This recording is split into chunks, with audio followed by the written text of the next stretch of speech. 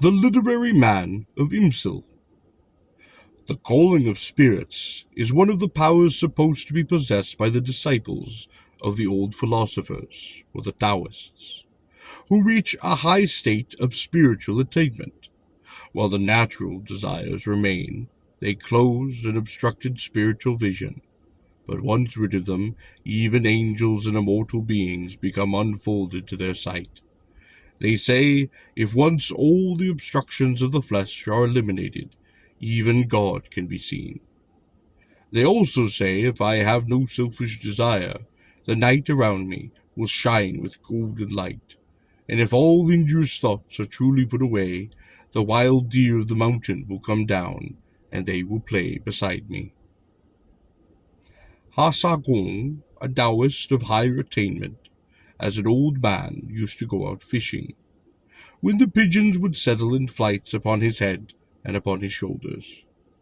On his return one day he told his wife that there were so many that they bothered him. "Why not catch one of them?" spoke his wife. "Catch one," he said. "What would you do with it?" "Why, eat it, of course." So upon the second day he went out with his intent in heart, but there were no birds that came near, and none of them did alight upon him. All kept a safe distance high up upon the mid-air, with doubt and suspicion evident in their flying. In the year 1654, there was a man of letters living in Imsil who claimed that he could control spirits, and that two demon gods were constantly upon his bidding. One day he was sitting with a friend playing chess, when they agreed that the loser in each case was to pay a fine in drink. The friend lost, and yet refused to pay his wager, so that the master spoke. "If you do not pay up, I will make it hot for you." The man, however, refused, till at last the master, exasperated, turned his back upon him, and called out suddenly into the upper air some formula or other, as if he were giving out a command.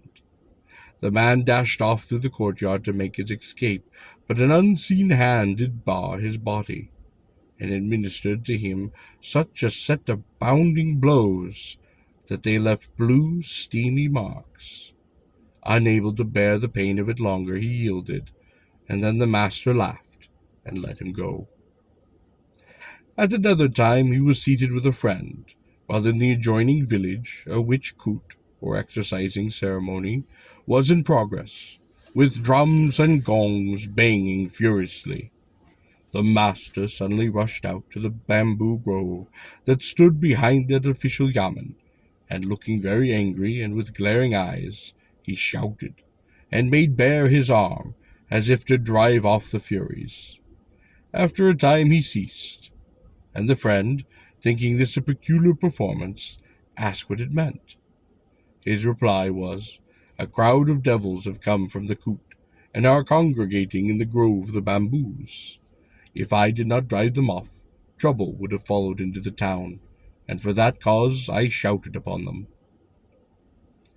Again he was making a journey with a certain friend, when suddenly upon the way he called out to the mid-air, saying, let her go, I say, or I will have you punished most severely."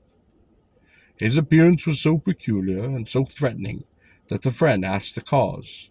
For the time being he gave no answer, and then they simply went out upon their way. That night they entered unto a village, where they did wish to sleep, but the owner of the house where they replied said that they had sickness, and asked them to go on. They insisted, however, till he at least sent a servant to drive them off. Meanwhile the womenfolk watched the affair through the chinks of the window, and they talked in startled whispers, so that the scholar did overhear them. A few minutes later the man of the house followed in a most humble and abject manner, asking them to return and accept his entertainment and lodging upon his house. Said he, "I have a daughter, sir. She fell ill this very day, and she died. After some time she came to life again. She said a devil caught me, and was carrying my soul off down the main roadway, where they met a man, who stopped us, and in his fierce tones He did drive off the demon spirit, who let me go, and so I walked back here and returned to life. She looked out upon your excellency through the chink upon the window, and behold, you are the very man.